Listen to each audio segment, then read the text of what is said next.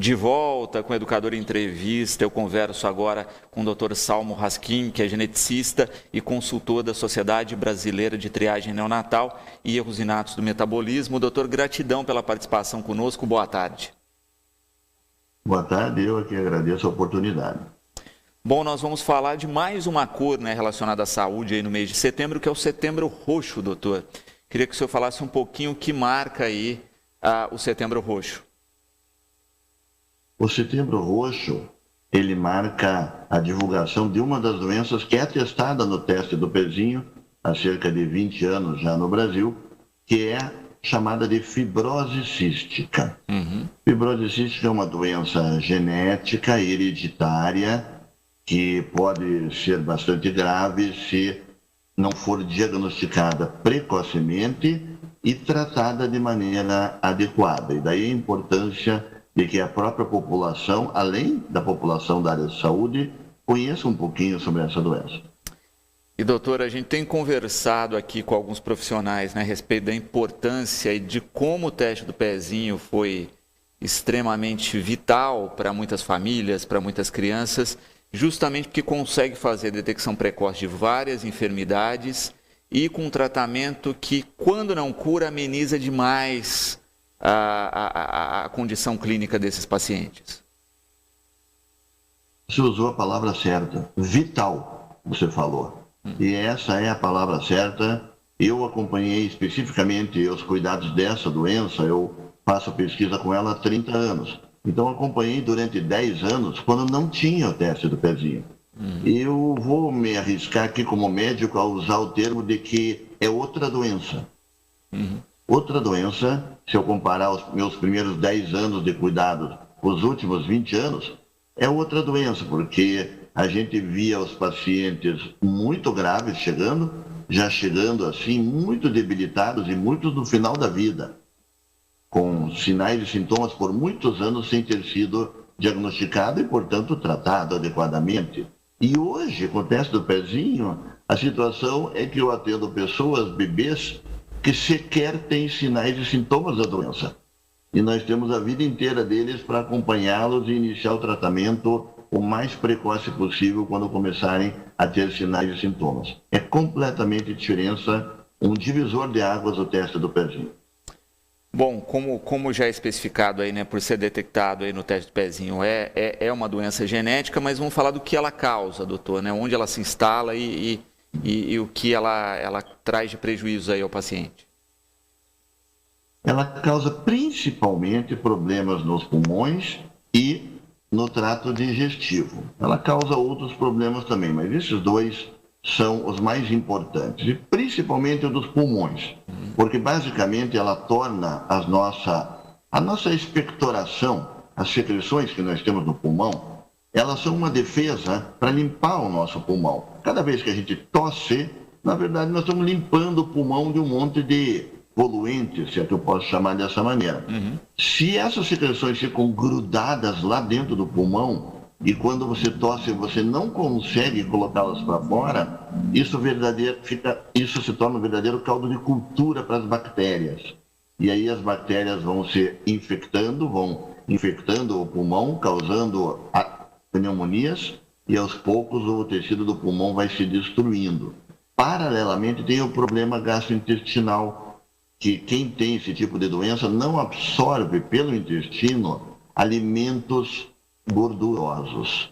Perde os alimentos gordurosos, mas a gordura é uma fonte de energia fundamental para o nosso organismo.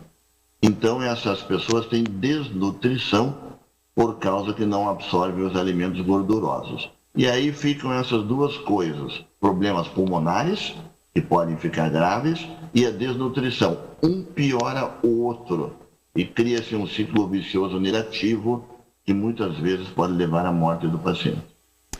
E aí o senhor colocava, né, que no passado havia dificuldade até da detecção mesmo, né? Chegavam os pacientes com mais idade e com dificuldade de entender o que estava acontecendo com a saúde dessas pessoas.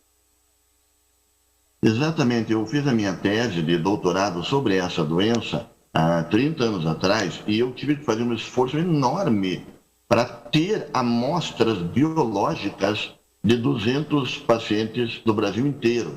Por que isso?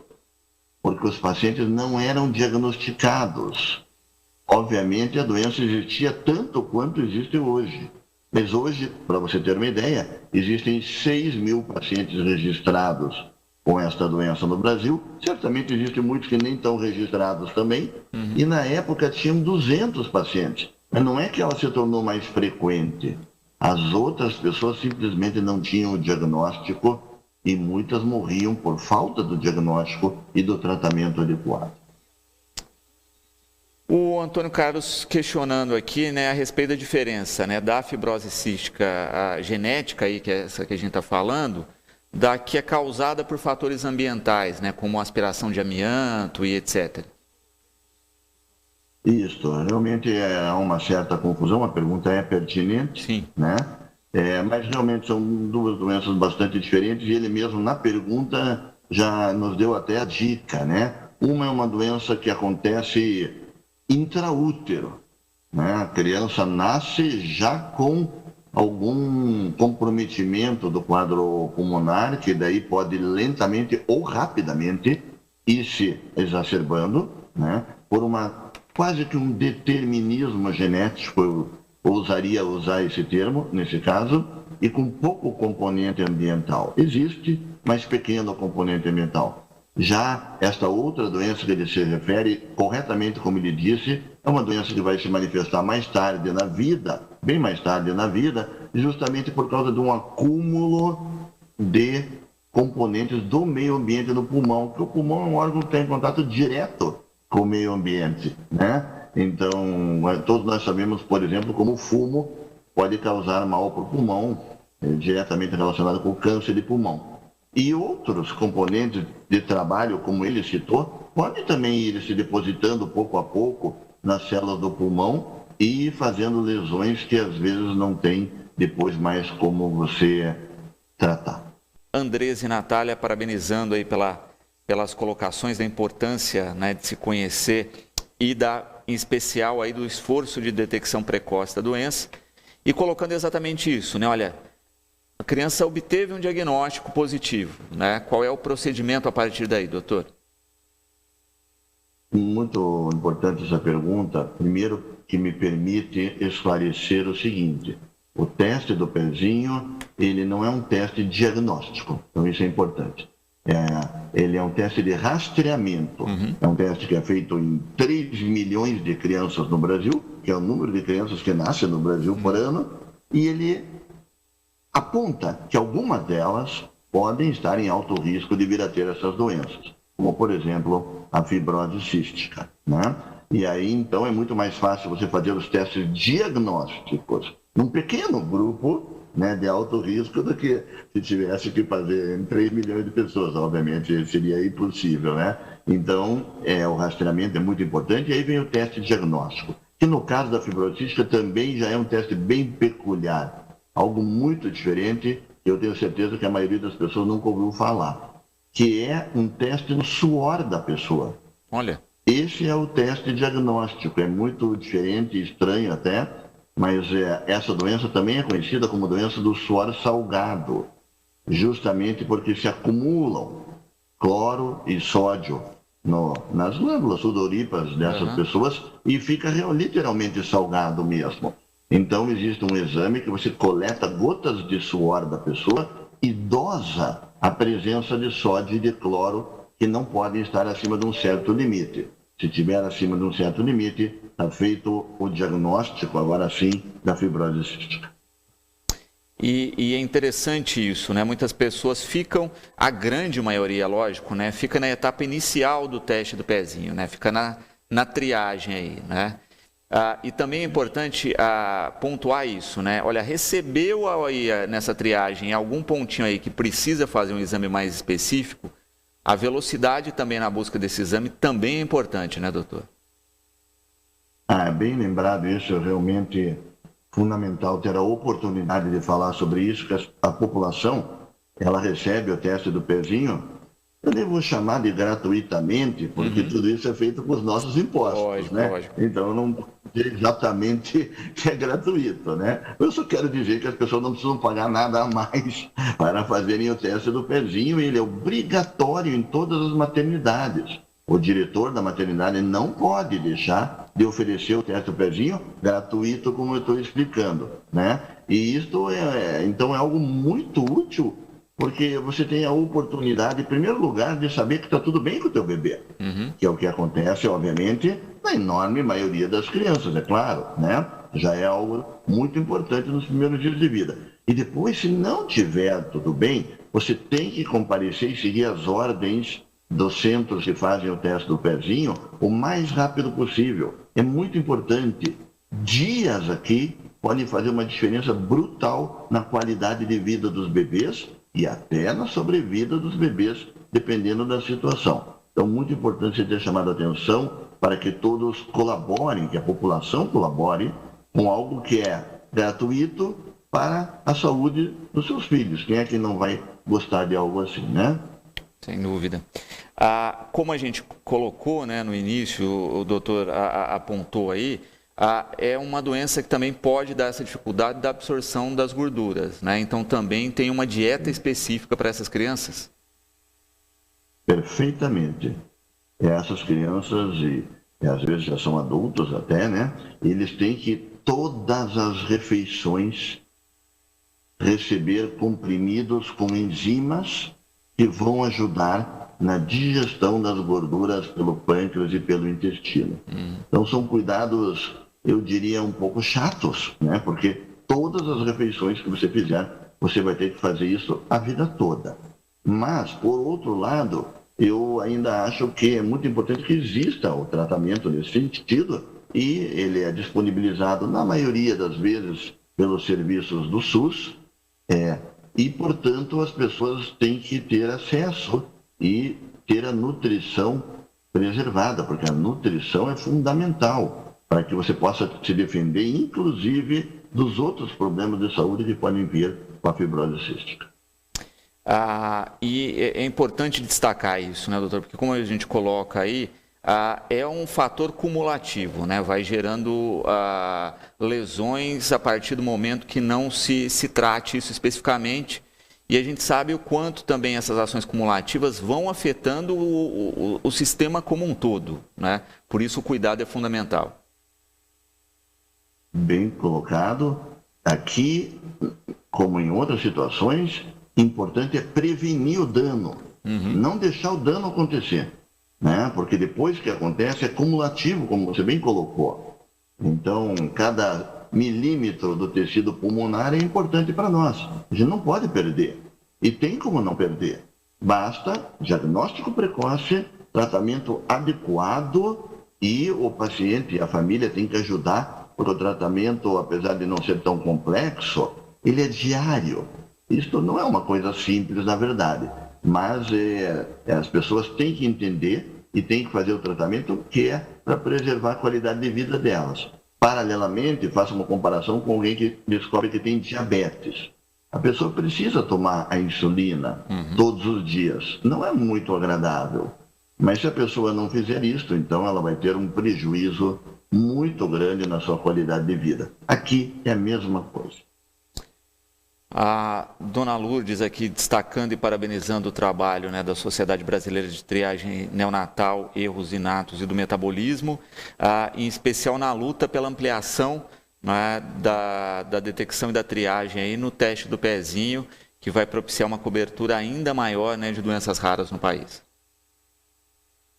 A sociedade teve um papel decisivo, eu diria, né, nessa luta que durou praticamente 20 anos, porque desde o primeiro momento em que o Programa Nacional de Triagem foi implantado no Brasil, era evidente que ele precisava ser ampliado. E se não fosse pela luta da Sociedade Brasileira de Triagem Neonatal e Erros Inatos do Metabolismo, apoiada por diversos parlamentares, pela sociedade civil, pela Sociedade Brasileira de Pediatria, também apoiou, a Sociedade Brasileira de Genética Médica, de patologia clínica, enfim, houve um consenso entre a área acadêmica e a sociedade civil de que era fundamental haver essa mudança e ampliação, e ainda bem que isso aconteceu este ano, passará na prática a ser testado aproximadamente daqui a um ano. Doutor, eu acho fantástico essa mobilização e é lógico que ela continua, né? Porque a gente tem uma cobertura que vai ser ampliada, mas comparado com outros países do mundo, a gente ainda está aquém, né? Tem países que colocam mais doenças ainda nessa triagem. Realmente não é o fim, né, do potencial de ampliação. Mas agora a gente já tem um desafio grande para o nosso país, que é um país enorme, com muita diferença entre as regiões, entre os estados, entre as pessoas. Temos um desafio de poder implantar com qualidade, porque não adianta a gente só descobrir quem tem a propensão de ter esses problemas. Nós temos que oferecer os tratamentos para as pessoas. Senão, de nada adianta descobrir sem poder tratá-las. E isso é um desafio num país como o Brasil muito grande. Então, nós temos agora uma jornada grande pela frente, mas eu e todos que militam nessa área estão muito satisfeitos com esse desafio e todos vão fazer o melhor possível para que a gente possa ter essa ampliação de forma adequada, equilibrada e muitas vidas serão salvas. Doutor, justamente isso, né? Acho que o senhor coloca é importantíssimo. É um país continental e é um país com muitas diferenças sociais, né? A gente fica pensando, né? Olha, como é que se coleta no meio do Amazonas, né? Um teste do pezinho, né? E mais do que coletar, fazer todo o encaminhamento desse teste, depois se tem positivado algo, né? Ou se tem triado algo de fazer a sequência dessa detecção e desse tratamento. De fato, envolve uma série de fatores aí e muita vontade política, né? Se não tiver isso, não vai ocorrer.